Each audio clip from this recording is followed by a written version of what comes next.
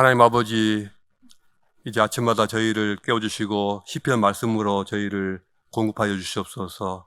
시편 말씀 통하여 저희가 하나님을 찬양하게 하시며 하나님의 영광을 더욱 깨닫게 하시며 주님을 아는 그러한 귀한 지식의 지혜의 빛으로 저희 심령을 채워주시옵소서. 저희 마음과 저희 삶이, 저희 모든 것이 주님을 아는 주님의 영광으로 가득하게 하여 주시옵소서.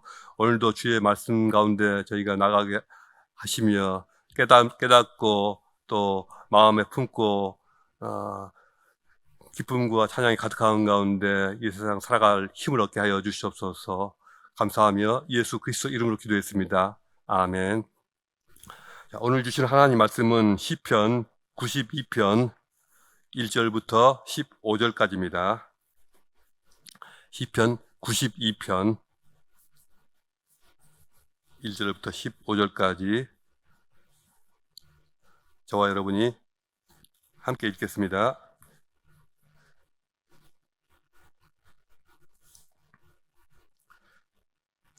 지존자여, 시편금과 비파와 수금으로 여호와께 감사하며 주의 이름을 찬양하고 아침마다 주의 인자하심을 알리며 밤마다 주의 성실하심을 베풀미 좋으니이다.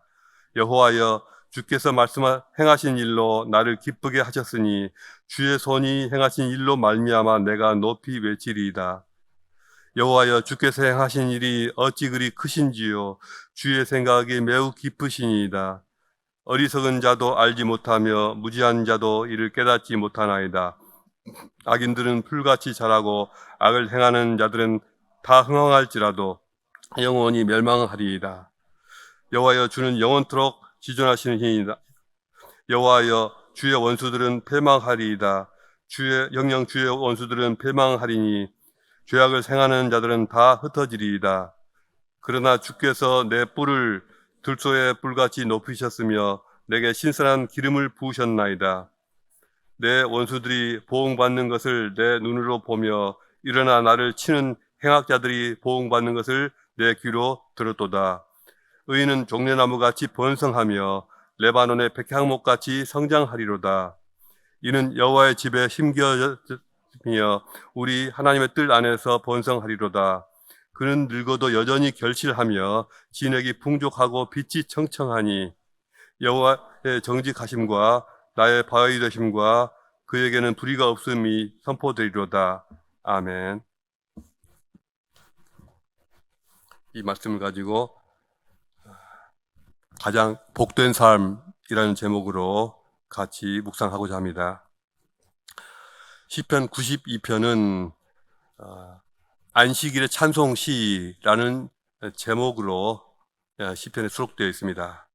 목적과 용도가 아주 분명한 시로서 주로 안식일의 성전에서 이렇게 불려졌던 찬송시로 여겨집니다. 오늘 본문의 시편은 시편 92편 말씀은 히브리어로 토브라는 단어로 시작하는데요. 우리말로 개역 개정에서는 좋으니다로 번역되어 있습니다. 근데 이 단어가 창세기 1장에서는 하나님께서 그 지으신 것을 보시기에 좋았더라 라고 하였는데 이것이 바로 토브라는 같은 단어입니다. 하나님께서 자신이 창조하신 것을 보시고 좋구나 하시는 것과 또 시편에서 여호와께 감사하며 그의 이름을 찬양하면서 참 좋다 하고 이렇게 느끼는 것이 같은 맥락이라는 것입니다. 주님께서 만드신 빛과 달과 땅과 해와 세상에 있는 모든 것들이 당신의 성품과 당신의 의도에 너무나도 부합하니 좋구나 하고 만족하셨습니다. 이와 마찬가지로 아침에 우리가 주의 인자하심을 노래하고 밤마다 주의 성실하심을 찬양하는 것이 사람의 성품과 본래 존재의 목적에 잘 부합하므로 참 좋다 이렇게 느끼고 만족하는 것입니다. 이것이 우리 인생들이 누릴 수 있는 가장 본래적인 복이라고 할 수가 있습니다. 제가 가장 좋아하는 찬양 중에 하나가 이것입니다. 주님을 묵상함이 즐겁도다 내 영혼 주 안에서 참 기쁘리. 바로 이 곡입니다. 창조주 하나님, 나를 구속하신 하나님, 그 주님을 묵상할 때면 저의 영혼과 삶이 이렇게 꽉 채워지는 것을 느낍니다. 가장 행복한 사람이 되는 것입니다. 무엇이 사람을 행복하게 하며 또 무엇이 사람을 불행하게 만들까요? 세상에는 많은 것을 가진 듯 하면서도 전혀 행복하지 못한 사람들이 있습니다. 사람들은 세상에서 돈을 벌고 뭔가를 성취해내면서도 그런 일에 골몰하면서도 자신이 어떻게 하면 행복해질 수 있는지에 대해서는 너무나도 무지한 사람들이 있습니다. 행복을 얻는 일보다는 오히려 정반대로 행복을 없애고 죽이는 일에만 자꾸 골몰하는 것입니다. 예를 들어 남을 판단하거나 혹은 자기 스스로를 정죄하는 사람들이 있습니다. 나는 항상 옳다라고 믿는 사람. 그래서 남을 판단하는 사람은 만나는 사람마다 상처를 입힙니다. 용서와 사랑의 훈훈한 기운보다는 늘 가시같이 상대방을 찌릅니다.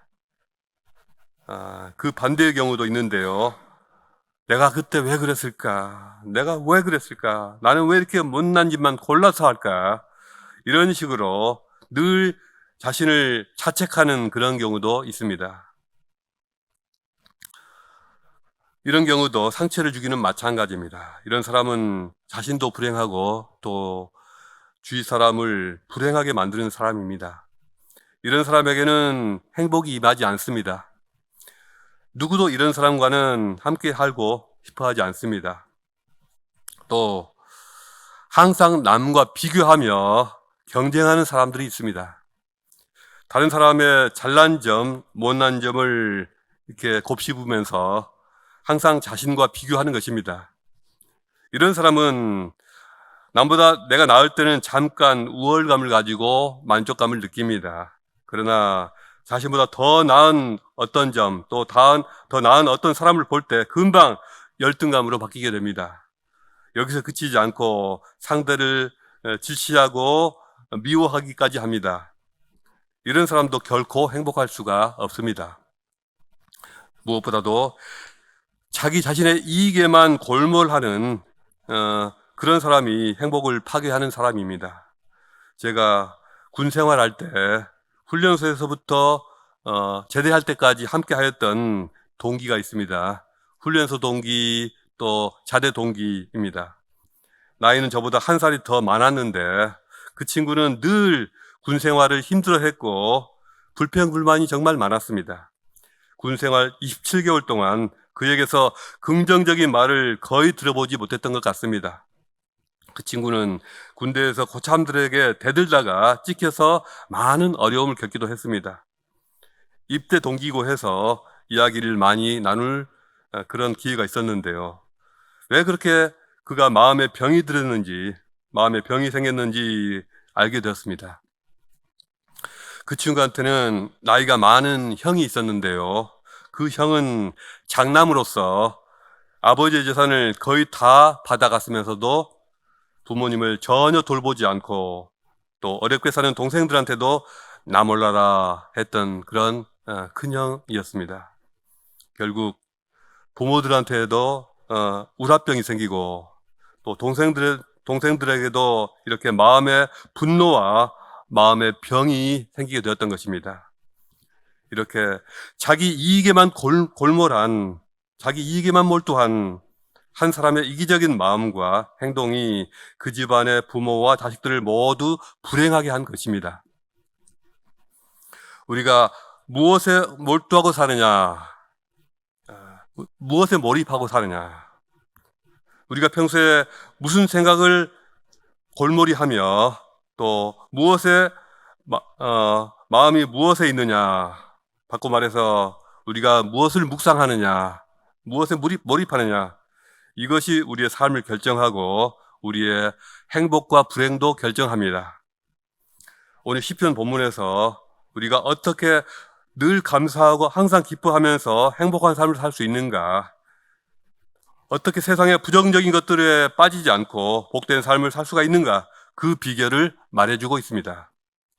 그것은 내 주위에 못된 사람들에 대해서 이렇게 곱씹지 않고 또 내가 얻게 될 이익들만 곱씹지 않고 나보다 잘난 사람, 나보다 못난 사람들만 자꾸 생각하지 않고 하나님을 묵상하라는 것입니다.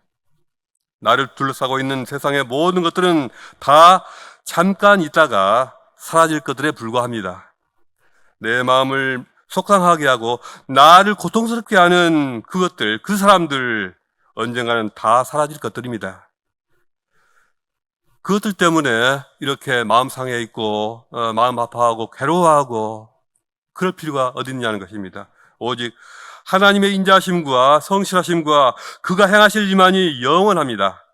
그것을 깨닫고 그 하나님을 묵상할 때 비로소 마음에 진정한 평화와 만족을 얻게 됩니다. 우리가 마음이 괴롭고 힘들 때 보통 어떻게 합니까? 잠을 자거나 음악을 듣거나 또 땀을 흘리며 운동을 한다든가 해서 이겨냅니다. 좋은 방법일 수 있습니다. 하지만 근본적인 해결책은 되지 못합니다. 잠깐 잊었을 뿐이죠. 금세 마음속에서 다시 되살아나는 것을 느낍니다. 우리가 몸을 움직이고 일을 하고 활동을 할지라도 마음속에는 주님을 묵상하는 것이 가장 중요합니다. 이 세상에서 만나고 부딪히고 얻고 잃는 모든 것을 즐기고 누리되 그것들에 집착하지 않는 것이 중요합니다. 이 모든 것들 너머로 우리를 사랑하시고 우리를 사망 곳에 버려두지 않으시고 책임져 주실 주님이 계신 것을 늘 기억하는 것입니다. 철학적으로 표현하자면 세상을 상대화시키고 우리 주님의 절대성 안에 거하는 것입니다. 세상 어떤 것에도 집착하지 않고 그 대신 영원한 소망 되신 주 예수 그리스도를 늘 바라보는 것입니다. 이렇게 세상 무엇에도 집착하지 않고 우리 주님의 영원하신 품에 거하는 것입니다. 우리의 환경과 여건이 바뀌어서 감사하고 기뻐하는 것이 아니라 그것들을 능가하고 초월하는 다른 원천을 가지고 있는 것입니다. 그로 인해 우리의 여건과 환경이 좋아지지 않는 상태에서도 얼마든지 감사하고 기뻐하며 평안을 누릴 수 있습니다. 이것은 세상을 부정적으로 보고 세상에서 도피하는 것과는 전혀 다릅니다. 그런 것이 아닙니다. 사도 바울이 자신은 부한데도 처할 줄 알고 비천한데도 처할 줄 안다고 말한 적이 있습니다. 그것은 세상을 부정하거나 도피하는 것이 아니라 세상을 초월하는 자세입니다. 바울은 세상을 부정적으로 보지 않았습니다. 물질 자체를 배관시하거나 부정적으로 본 적이 없습니다. 그러나 그렇다고 해서 그것에 연연하지도 않았습니다. 있으면 있는 대로 또 없으면 없는 대로 얼마든지 자족하면서 살 수 있었습니다. 왜냐하면 그는 훨씬 더 좋고 더 귀한 것을 알고 있고 느끼고 있고 기다리고 믿고 있기 때문입니다. 이 세상 모든 것을 상대화시켜버리고 이 세상 모든 것들을 하찮게 만들어버리는 것, 세상 어떤 것으로도 바꿀 수 없는 놀라운 것을 항상 보고 있기 때문입니다. 그의 눈과 그의 마음은 늘 하나님을 향해 있습니다. 하나님은 영원한 지존자이십니다. 지존하시다라는 히브리어 마롬이라는 말인데요. 이 마롬은 높은 곳, 즉 하나님의 보좌를 상징합니다. 구약시대 이스라엘 사람들은 이 마롬, 즉 하나님의 보좌가 만물의 가장 높은 곳에 있고 그곳에서 그의 백성들에 대한 보호와 또 악인들에 대한 심판이 흘러나온다고 믿고 있었습니다. 그 믿음으로 인해서 시편 기자는 악인과 또 악인들의 악행의 행실로 인해서, 그런 현실로 인해서, 또한 자신을 힘들게 하는 여러 가지 나쁜 상황들 때문에 낙심하지 않았습니다. 오히려 하나님께서 악인들에게 공의로 심판하실 것을 믿어 의심치 않았습니다. 이것이 하나님을 묵상하는 사람과 그렇지 못한 사람의 차이입니다. 어리석은 자는 이것을 알지 못하며 무지한 자는 이를 깨닫지 못한다고 합니다. 하나님을 묵상하지 않으니 이것을 알지도 못하고 깨달을 도리가 없는 것입니다. 그러니 어리석은 자고 또 무지한 자로 남을 수밖에 없습니다.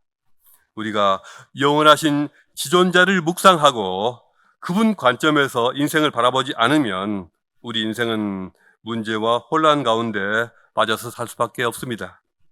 그러므로 주일은 우리가 게으름을 부리고 노는 시간이 아니라 모든 것을 멈추고 주님을 묵상하는 데 집중하는 시간이어야 합니다.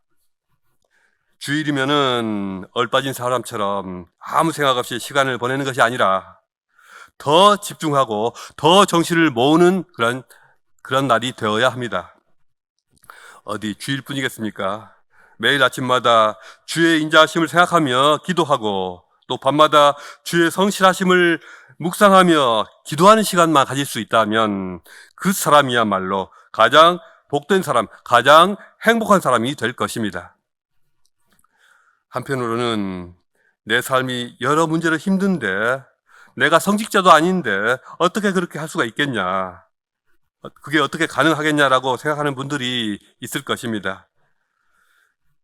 지금 함께 예배드리는 분들이나 또 영상으로 함께 하시는 분들 중에서도 여러 염려들, 근심들이 마음을 짓누르는 그런 분도 있을 것입니다. 요즘 교회 안팎에서 어려움을 겪고 있는 분들이 있습니다. 여러분들이 병마로 고통을 당하고 있습니다. 얼마나 힘드시겠습니까? 내 몸이 아프고 내 육신이 불편하면 다른 생각을 할 겨를이 없습니다. 그러나 시편을 쓴 저자들이라고 좋은 환경에 있어서 주님을 찬양한 줄 아십니까? 그들이라고 늘 건강하기만 했겠습니까? 그들이라고 걱정거리나 우환이 없었겠습니까? 아픈 일, 슬픈 일, 감당하기 힘든 일이 적지 않았을 것입니다. 가장 견디기 힘든 상황에서 쓰여진 시가 의외로 많습니다. 찬송가 한번 들여다보십시오. 가장 사랑하는 삶을 잃고 가장 고통스러운 가운데서 그들은 하나님을 묵상하고 찬송시를 쓰지 않았습니까? 그 찬송시들, 그 찬송들이 우리에게 얼마나 큰 감동과 또 영적인 영감을 줍니까? 어떤 경우에도 주위에서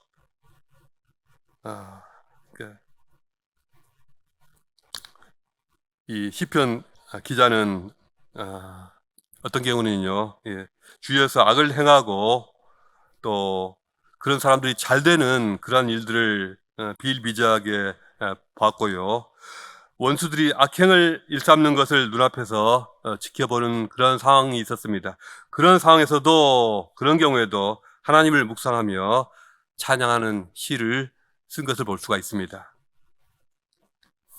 하나님은 어디 계신가?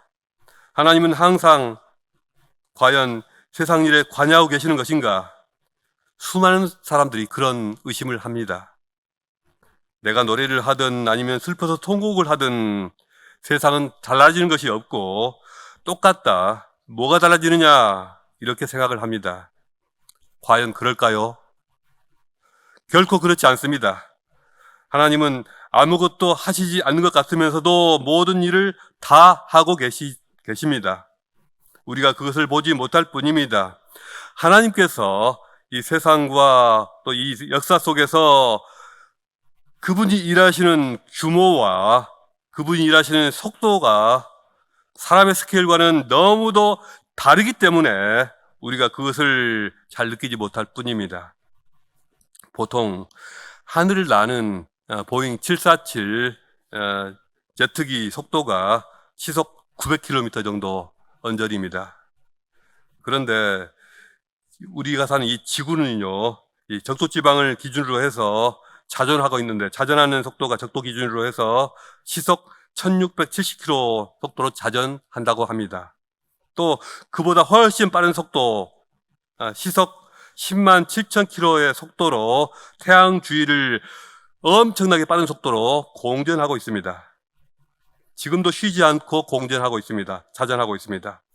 여러분은 지금 이 순간 지구가 자전하고 공전하는 것을 느끼십니까? 혹시 그 엄청난 속도로 인해서 멀미를 하시거나 현기증을 느껴본 적이 있으십니까? 아무것도 못 느끼시지 않습니까? 우리가 느끼는 것은 아침마다 조용히 해가 뜨고 저녁마다 해가 살포시 지는 것, 그것을 목격할 뿐입니다. 요즘에 아침에 교회에서 새벽 기도를 마치고 운전하며 귀가하다 보면 동쪽 하늘에 떠오르는 햇빛이 구름을 비추면서 엄청난 장관을 만드는 것을 보게 됩니다. 여러분도 혹시 보셨습니까? 제가 집에서 잠을 자고 있었다면 누리지 못했을 특권입니다. 지금도 이 태양의 내부에서 어마어마한 핵융합 반응이 일어나면서 또 태양의 표면에서는 코로나 분출과 같은 그런 일들이 우리도 모르는 사이에 일어나고 있습니다. 이런 일들이 우리가 살고 있는 이 푸른 별 지구에 에너지를 공급해주고 또 이 푸른 별 지구를 쾌적한 곳으로 만들어주고 풍요로운 곳으로 만들어주는데 기여를 하고 있습니다. 이렇게 지존자이신 하나님의 성실하심과 인자하심이 세상을 유지해가고 세상을 이끌어 가십니다. 하나님은 그 자녀들의 기도를 들으시며 그 당신의 방식으로 당신의 스케일과 당신의 타임 스케줄을 가지고 일하십니다. 사람들은 그것을 잘 느끼지 못합니다. 그분의 스케일과 그분의 속도를 우리가 잘 느끼지 못합니다. 오직 주님을 묵상하는 사람만이 그것을 느낄 수가 있습니다. 그리고 이렇게 고백합니다. 여호와여, 주께서 행하신 일이 어찌 그리 크신지요. 주의 생각이 매우 깊으시니이다. 나의 좁은 눈으로 세상을 보면 숨이 막히고 안전한 곳이 없어 보입니다. 그러나 우리가 하나님을 묵상하고 주님의 관점으로 우리 스스로를 보고 세상을 볼 때 전혀 다른 모습으로 보게 될 것입니다. 지존하신 하나님의 관점에서 보면 세상의 악인들과 또 죄악을 행하는 자들의 문제는 지나가는 그림자와 같은 것들일 뿐입니다. 악한 자들이 잡초처럼 우거지고 못된 자들이 꽃처럼 피어납니다. 풀은 쑥쑥 자랍니다. 장마가 되면 순식간에 자라납니다. 그러나 풀은 결국 풀일 뿐입니다. 악인들은 흥황하는 것 같지만 금방 쇠합니다. 이것을 볼 수 있을 때 진정한 감사, 진정한 찬양을 우리는 드리게 됩니다. 등 따숩고 배부른 웰빙형 인간의 감사가 아니라 자신의 영혼을 다 모아서 드리는, 다 바쳐드리는 하나님 기뻐하시는 진정한 감사와 진정한 찬양을 드리게 되는 것입니다. 고통당하고 있는 분들, 어려움을 겪고 있는 모든 분들이 이러한 신앙을 가지시기 바랍니다. 그분들이 마음이 더 강해지고 더 담대해지시기를 축복합니다. 의인은 종려나무같이 번성하며 레바논의 백향목같이 성장하리로다. 이는 여호와의 집에 심겨졌으며 우리 하나님의 뜰 안에서 번성하리로다 하였습니다. 여호와의 집과 하나님의 뜰은 교회 공동체이고 또 가정입니다. 교회는 우리 주님이, 예수님이 말씀하신 의미에서 죄인들의 모임이기도 하지만 또 시편적인 의미에서 의인들의 모임이기도 합니다. 세움교회에 들어오시다 보면 입구 쪽으로 화초들이 많이 심겨져 있습니다. 전에 세움교회가 들어오기 전에는요, 제가 잘 아는데 이 건물 바깥에 식물들이 다 빨라 비틀어져서 정말 볼품이 없었습니다. 그러나 4년이 지난 지금은 어떻습니까? 심은 화초들마다 무성하고 풍성하고 씩씩해서 정말 보기 좋습니다. 할렐루야. 우리 교회 우리 교회 분들을 보는 듯합니다. 교회에서 봉사하시는 분들, 아이들 가르치시는 분들, 운영위원회와 기획부 회의에서 대화하시는 모습들을 보면 정말 종려나무 같고 백향목 같은 분들이 빙 둘러 앉아서 정말 멋있습니다. 세움교회는 활기를 불어넣는 분들이 많습니다. 부정적인 말은 전혀 없고 늘 긍정의 말을 하고, 비록 사는 것이 고달플지라도 늘 밝은 표정으로 주변을 환하게 만드는 분들, 그런 분들 참 많습니다. 감사의 마음을 잃지 않고 표현하는 분들, 먼저 움직이시고 먼저 베푸는 분들, 남의 허물을 지적하지 않고 그의 허물을 덮어주는 분들, 이런 분들로 가득합니다. 어찌 이것이 사람의 능력으로 되는 일이겠습니까? 그러한 은혜, 그러한 생명력이 다 어디서 왔겠습니까? 아침마다 하나님의 말씀을 묵상하고 깊은 기도 속에서 하나님을 또 묵상하고 삶 속에서 살아계신 하나님과 동행하며 그것을 누리는 것이 진정한 행복입니다. 이 복이 영영이 저와 여러분에게 늘 함께 하시기를 주님의 이름으로 축복합니다. 기도하시겠습니다. 하나님이시여, 주 하나님과 함께하는 복, 주님을 묵상하는 복을 매일 아침마다 저희에게 허락하여 주시옵소서. 매일 저녁마다 저희에게 이 복으로 찾아와 주시옵소서. 우리 교회 모든 성도분들에게, 이 땅 가운데 있는 모든 크리스찬들에게 이 복을 넘치게 허락하여 주시옵소서. 감사하며 예수 그리스도 이름으로 기도했습니다. 아멘. 이 말씀 묵상하시면서 자유롭게 기도하시다가 돌아가시겠습니다.